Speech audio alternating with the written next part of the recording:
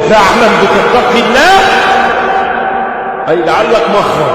المخرج ده يجب أن تؤمن أنه في الدنيا، لأن إله الآخرة هو إله الدنيا، وأن عدل الآخرة يسبقه عدل الدنيا، وإن آمنت بعدل الله في أرضه نلت عدله ورضاه في الآخرة.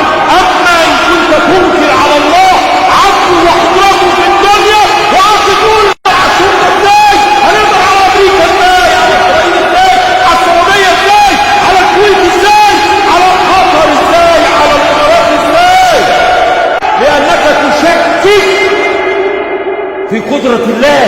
التشكيك مش لازم يكون باللسان، أنت تشكك بالفعل، بالعمل، بالقلب.